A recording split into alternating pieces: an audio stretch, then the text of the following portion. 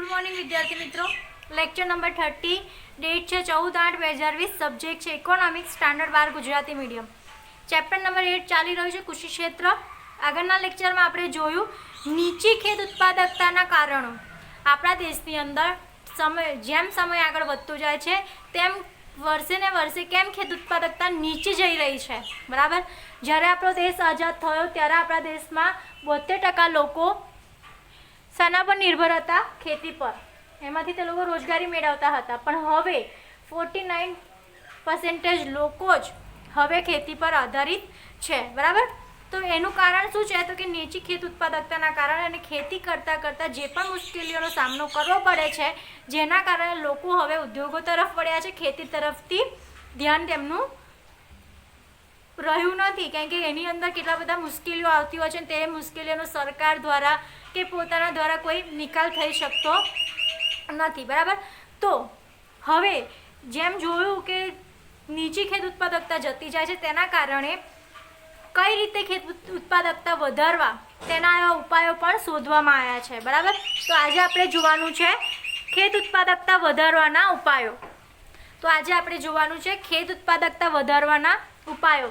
સરકારે કઈ રીતે નવી નવી બેંકો ખોલીને કેવી રીતે ઉપાયો વધારવાના છે તે આપણે આજના લેક્ચરમાં જોઈશું, બરાબર। તો જે રીતે નીચી ખેત ઉત્પાદકતા જવાના 3 કારણો હતા, સંસ્થાકીય, ટેકનોલોજીકલ અને અન્ય, તેવી જ રીતે ખેત ઉત્પાદકતા વધારવાના ઉપાયો પણ ક્યાંથી છે? સંસ્થાકીય સુધારો, ટેકનોલોજીકલ સુધારો અને અન્ય ઉપાયો, બરાબર।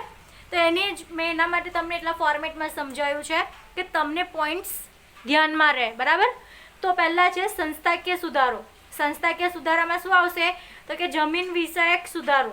જે રીતે આપણે પહેલાંમાં જોઈ ગયા હતા કે જમીનદારીની જે પ્રથા છે, જેના કારણે લોકો ધીમે ધીમે ખેતી તરફથી આકર્ષણ ખોઈ બેઠા છે। કેમ? કારણ કે કમાઈને એ લોકોને જમીનદારને જ આપવાનું હોય છે, એટલે એ લોકો વધારે આવક મેળવવાની ઈચ્છા રાખશે નહીં, વધારે ઉત્પાદન કરવાની ઈચ્છા રાખશે નહીં।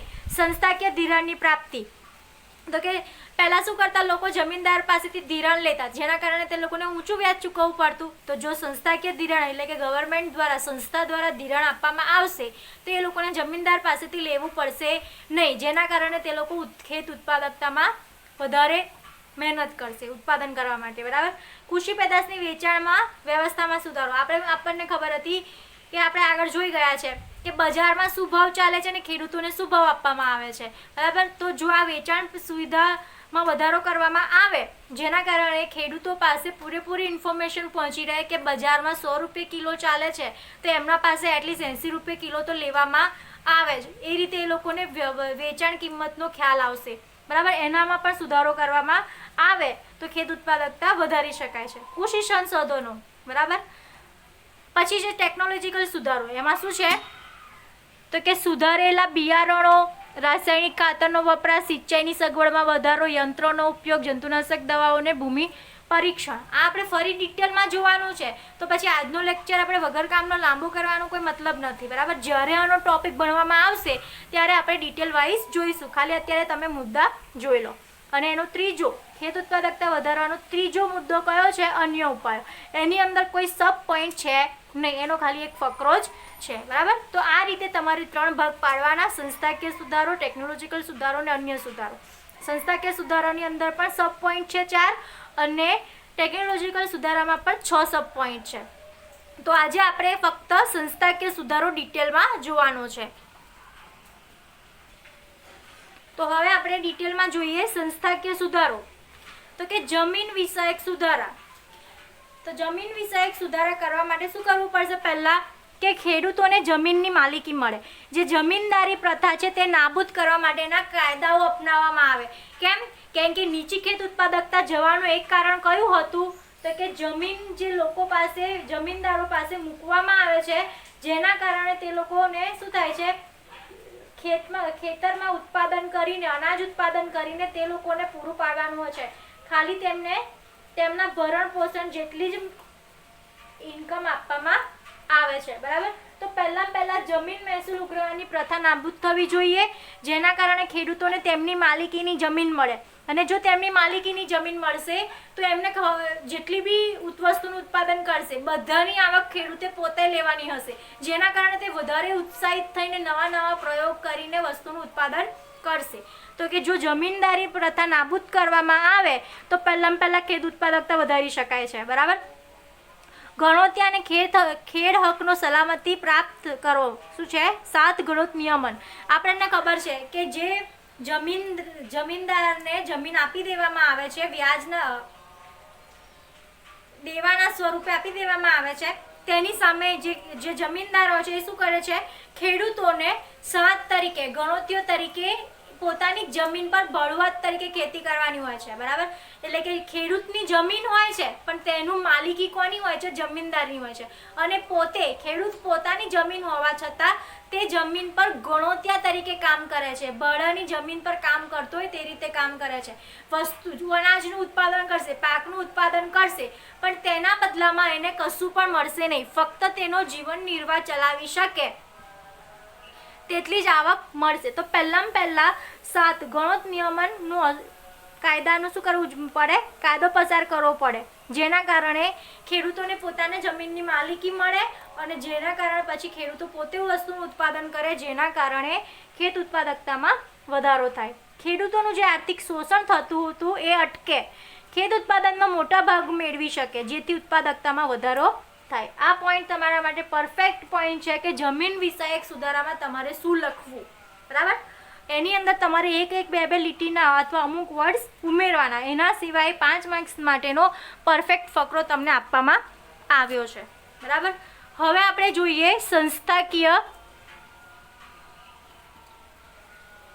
સંસ્થાકીય ધિરાણ.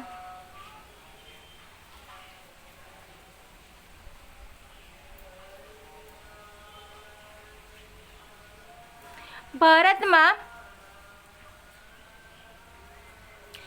કૃષિ ક્ષેત્ર સુધી ધિરાણ અને અન્ય નાણાકીય સગવડો પૂરી પાડવી જોઈએ, જેના કારણે ખેડૂતોને જમીનદારો પાસેથી નાણાં ધિરાણ પર લેવા ના પડે.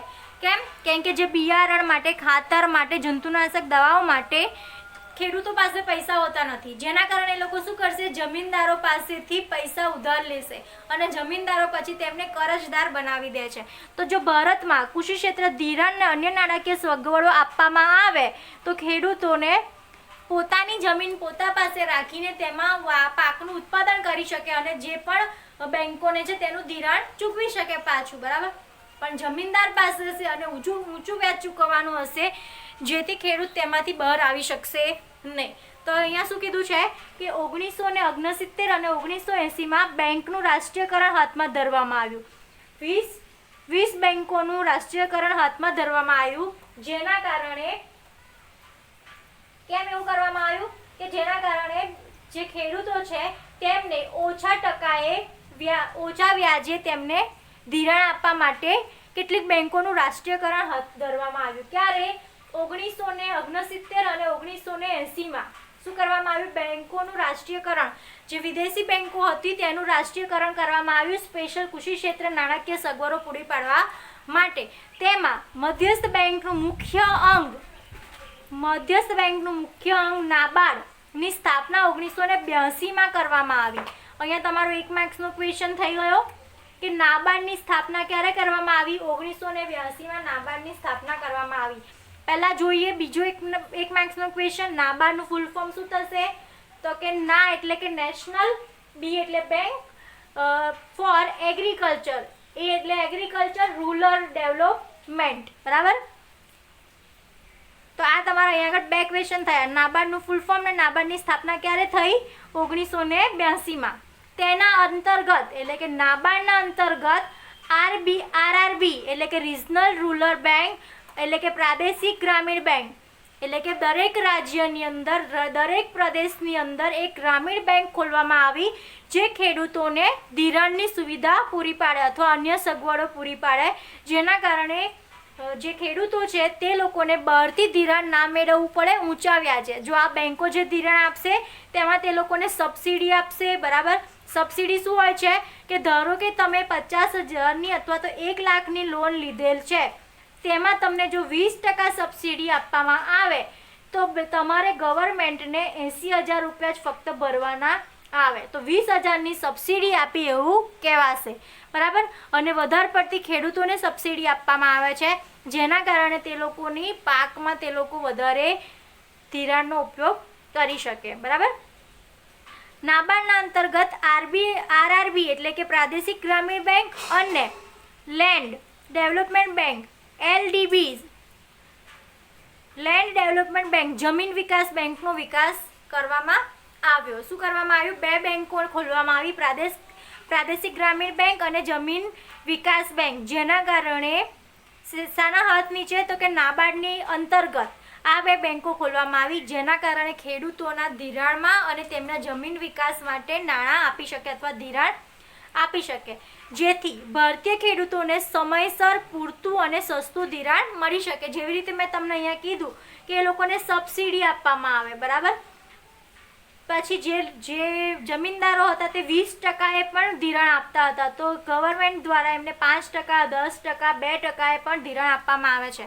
અને નવી નવી યોજનાઓ બહાર પાડવામાં આવે છે. અત્યારે મોદી સરકારે કઈ યોજના બહાર પાડવામાં આવી છે તો કે કિસાન યોજના કરીને બહાર પાડવામાં આવે છે, જેના અંતર્ગત દરેક ખેડૂતને 1 વર્ષની અંદર 6,000 રૂપિયા આપવામાં આવે છે. 2,000નો હફતો હોય છે. અમુક સમય મર્યાદામાં એ 2,000 રૂપિયા ખેડૂતના ખાતામાં પડે છે, એટલે કે વર્ષ દરમિયાન એને કુલ 6,000 રૂપિયા તેના ખાતામાં આપવામાં આવશે. એ કેમ આપવામાં આવે છે? એટલા માટે આપવામાં આવે છે કે તે લોકોને ધિરાણ સ્વરૂપે મદદ મેળવી શકે. આ રીતે ખેડૂતોને સમયસર પૂરતું અને સસ્તું ધિરાણ મળી શકે એટલા માટે એવા ઉપાયો કરવામાં આવ્યા છે, જેના કારણે ખેત ઉત્પાદકતામાં વધારો કરી શકાય, બરાબર. તો આ હતું સંસ્થાકીય ધિરાણ. સંસ્થાકીય ધિરાણ એટલે કે જે ગવર્મેન્ટ દ્વારા, જે સરકાર દ્વારા જે ધિરાણ કરવામાં આવે છે તેને સંસ્થાકીય ધિરાણ કહેવામાં આવે છે. હવે આગળ આપણે કૃષિ પેદાશની વેચાણ વ્યવસ્થામાં સુધારો જોઈશું. ત્રીજું પોઈન્ટ છે કૃષિ પેદાશની વેચાણ વ્યવસ્થામાં સુધારો. તો કે આપણે આ જોઈ ગયેલા કે એની જ્યારે નીચી ખેત ઉત્પાદકતામાં આપણે જોઈ ગયેલા કે જે ખેડૂતો હોય છે તેમને ખબર હોતી નથી કે બજાર ભાવ શું ચાલી રહ્યો છે, એટલે કે જે વેપારીઓ હોય છે, બરાબર, જે જમીનદારો હોય છે તેમના પાસેથી સસ્તું અનાજ ખરીદી લે છે, 1-2 રૂપિયા કિલો અનાજ ખરીદી લે છે, અને એ જ અનાજનો ભાવ બજારમાં 50 રૂપિયા 60 રૂપિયા એવા ભાવ ચાલતો હોય છે. જેમ કે તમને ખબર હોય તો જે ઘઉંનું ઉત્પાદન કરવામાં આવે છે તે ઘઉં ખેડૂતો પાસેથી 2 રૂપિયા કિલો 3 રૂપિયા કિલો લેવામાં આવે છે, અને બજારમાં કિલો દીઠ 20 રૂપિયા કિલો 25 રૂપિયા કિલો વેચવામાં આવે છે. ખેડૂતોને ફક્ત 2 રૂપિયા મળે છે ને એ લોકો આખો 19 રૂપિયા અથવા તો 18 રૂપિયા નફો કમાય છે. એના કારણે શું કરવામાં આવ્યું છે? ખેત ઉત્પાદકતા વધારવા માટે કૃષિ પેદાશની વેચાણ વ્યવસ્થામાં સુધારો કરવામાં આવ્યો છે. શું કરવામાં આવ્યું છે? વેચાણ વ્યવસ્થામાં સુધારો કરવામાં આવ્યો છે. તો કે નિયંત્રિત બજારોની સ્થાપના કરવામાં આવી છે. પહેલા શું કર્યું છે તો કે નિયંત્રિત બજારોની સ્થાપના કરવામાં આવી છે. ખેડૂતને વસ્તુનું વેચાણ કરવા માટે અમુક નિયંત્રિત બજારોની સ્થાપના કરવામાં આવી છે, જ્યાં આગળ ખેડૂતોને પ્રોપર ભાવે તેમનું અનાજ ખરીદી શકે. એવા બજાર બનાવવામાં આવ્યા છે જ્યાં જે બજારમાં ખેડૂતોને જઈને પોતાની વસ્તુ કે જે પાક હોય છે તે વેચવાનું હોય છે, અને ત્યાં આગળ તેમને યોગ્ય કિંમતે પાક વેચી શકે છે. ખેત ઉત્પાદનોની ગુણવત્તા અનુસાર તેઓનું વર્ગીકરણ કરવામાં આવે છે, અને આ જે નિયંત્રિત બજારો હોય છે તેની અંદર જે વસ્તુનું ઉત્પાદન ખેડૂતોએ કર્યું છે તેનું ગુણવત્તા અનુસાર તેનું વર્ગીકરણ કરવામાં આવે છે. જે ખેડૂતોએ જે વસ્તુનું ઉત્પાદન કર્યું છે તેનું ગુણવત્તા કેવી છે? તમે ઘઉં લેવા જાઓ તો તેમાં સરબતી આવશે, ભલિયા આવશે, ટુકડી આવશે, એમ અલગ અલગ ઘઉં હોય છે. લોકવન આવશે, તેમાંથી લોકવન, ભલિયા, સરબતી તે બધી ઊંચી ગુણવત્તાના ઘઉં હોય છે. જે ટુકડી હોય છે, બરાબર, એ બધી નીચી ગુણવત્તાના ઘઉં હોય છે. તો એ રીતે જે નિયંત્રિત બજારો હોય છે તેની અંદર ગુણવત્તાના આધારે વર્ગીકરણ કરવામાં આવે છે, જેને એક માર્ક કહેવામાં આવે છે. શું કહેવામાં આવે છે? એક માર્ક કહેવામાં આવે છે. એક માર્કનું ફૂલ ફોર્મ શું છે? Agriculture marketing. શું કહેવામાં આવે છે? ઈજી એટલે કે એગ્રીકલ્ચર ને માર્ક એટલે કે માર્કેટિંગ. આ પ્રથા દાખલ કરવામાં આવી છે, જેના કારણે જે ખેડૂતની ઓછી ગુણવત્તાનું અનાજ હોય એને એ રીતે એની કિંમત મળી રહે, જેની ઊંચી ગુણવત્તાનું હોય તેને એ રીતે કિંમત મેળવી રહે. એક શાના દ્વારા મળે છે તો કે એગમાર્ક દ્વારા મળે છે. ખેત પેદાશોના સંગ્રહ માટે રાષ્ટ્રીય કોઠાર નિગમ અને રાજ્ય કોઠાર નિગમો ઊભા કરવામાં આવ્યા છે. ખેડૂતો જે વસ્તુનું ઉત્પાદન કરે છે ત્યારે જો એ વસ્તુનો ભાવ સસ્તો થઈ ગયો હોય અથવા તો બહુ નાની કિંમતે જતું હોય તો એની જે પાક ઉત્પાદન થયો છે તેનો સંગ્રહ કરવા માટે ખેડૂત માટે રાષ્ટ્રીય કોઠાર નિગમ એટલે કે વખારની વ્યવસ્થા કરવામાં આવી છે. રાષ્ટ્રીય કોઠાર નિગમ અને રાજ્ય કોઠાર નિગમની વ્યવસ્થા કરવામાં આવી છે, જ્યાં ખેડૂતો પોતાની જે વેચાઈ વગરનું અનાજ હોય છે, વેચાણ ના થયું હોય તેવો અનાજનો સંગ્રહ કરવા માટે આ કોઠાર ઊભા કરવામાં આવ્યા છે, જેના કારણે ખેડૂતો પોતાના પાકનો ત્યાં સંગ્રહ કરી શકે અને જ્યારે વધારે ભાવ આવે ત્યારે તેનો વેચી શકે. બરાબર. પછી શું છે? ખેત પેદાશોના ભાવની માહિતી ખેડૂતો સુધી પહોંચે તેવી વ્યવસ્થા. હવે ગવર્મેન્ટ દ્વારા એવી વ્યવસ્થા કરવામાં આવી છે કે અમુક એવા કોલ સેન્ટર ઊભા કરવામાં આવ્યા છે, અમુક એવા નંબર આપવામાં આવ્યા છે, જે ખેડૂતો એ નંબર પર ફોન કરે તો તેના પર તેમને ભાવની ઇન્ફોર્મેશન આપવામાં આવે છે કે બજારમાં હાલની તેમની જે પાક છે તેમનો શું ભાવ ચાલી રહ્યો છે. બરાબર. SMS ની સુવિધા કરવામાં આવી છે. બરાબર. પછી ફોનની વ્યવસ્થા કરવામાં આવી છે. એવી અલગ અલગ ખેડૂતો સુધી માહિતી પહોંચે તેવી વ્યવસ્થા, ભાવની માહિતી પહોંચે તેવી વ્યવસ્થા સરકારે કરી છે. કેમ કે ખેત ઉત્પાદકતા વધારવા માટે. અને તળિયાના ભાવે સરકાર જાહેર કર્યા છે. તળિયાના ભાવ કોને કહીશું તો કે સરકાર દ્વારા અમુક ભાવ નક્કી કરવામાં આવ્યા છે કે જ્યારે પણ ખેડૂતને વસ્તુનો પાક વેચવા જાય ત્યારે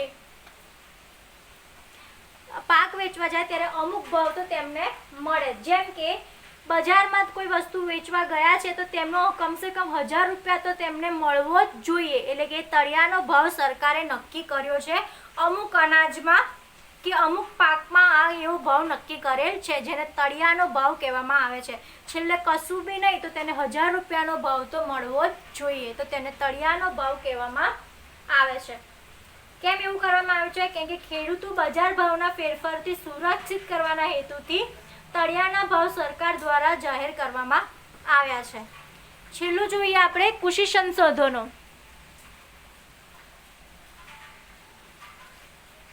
સંસ્થાકીય સુધારામાં છેલ્લું જોઈએ તો કે કૃષિ સંશોધનો. તો કે આ જવાબદારી, નવા સંશોધનો કરવાની જવાબદારી નાબાર્ડને આપવામાં આવી છે. નાબાર્ડ એટલે કે national bank of agriculture and rural ડેવલપમેન્ટને સોંપવામાં આવી છે, જેનામાં નાબાર્ડ જે ખેડૂતો છે તેમને નવા પાકની તાલીમ અને સમજૂતી આપે છે, જેના કારણે જે ખેડૂતો હોય છે તે લોકો વધારે સારી રીતે વાવણી કરી શકે અને પાકનું વધારે સારી રીતે ઉત્પાદન કરી શકે. નાબાર્ડ હેઠળ કૃષિ સુધારણા કાર્યક્રમો ચાલે છે. બરાબર. જેની અંદર કૃષિમાં આપણે કઈ રીતે કૃષિ ક્ષેત્રે કેવી રીતે સુધારા કરી નવા બિયારણો લાવી, બિયારણો રોપી અને તેનું ઉત્પાદન કેવી રીતે કરી શકીએ છીએ તેના કાર્યક્રમ આપવામાં આવે છે. સામૂહિક ગામનો વિકાસ. એવું નહીં કે પર્ટિક્યુલર એક ગામમાં રહેતા એક વ્યક્તિનો નહીં, પણ પૂરા ગામના જે ખેડૂતો રોકાયેલા છે તેમનો વિકાસ. પંચાયતી રાજ એટલે કે જ્યાં આગળ અમુક ગામડામાં હજુ પણ પંચાયતી રાજ ચાલે છે. બરાબર. તો એ પંચાયતી રાજ દ્વારા પણ લોકોને ઇન્ફોર્મેશન પહોંચાડવામાં આવે છે. સંકલિત ગ્રામ વિકાસ યોજના, જનધન યોજના વગેરે શરૂ કરવામાં આવી છે. જનધન યોજના તમે આગળના ચેપ્ટરમાં ભણી ગયા છો કે ખેડૂતોને જનધન યોજના હેઠળ એક ખાતું ખોલી આપવામાં આવ્યું છે. બરાબર. આ રીતે નવા કૃષિ સંશોધનો કરવામાં આવ્યા છે, જેના કારણે ખેડૂતોને ઓછા શિક્ષિત હોવા છતાં પણ તેમને નવા જાતના કૃષિ સંશોધનો, જે નવા પરિવર્તનો આવી રહ્યા છે તે પરિવર્તનો તે લોકો શીખી શકે અને પોતાના જે પાક ઉત્પાદકમાં વાપરી શકે અને વધારે વાવેતર કરીને વધારે આવક મેળવી શકે. અને લોકો વધારે પાકનું ઉત્પાદન કરશે તો ઓટોમેટિક ખેત ઉત્પાદકતામાં શું થશે? વધારો થશે. શું થશે? વધારો થશે. તો આ હતા સંસ્થાકીય સુધારાઓ. આગળના લેક્ચરમાં આપણે ટેકનોલોજીકલ સુધારાઓ જોઈશું.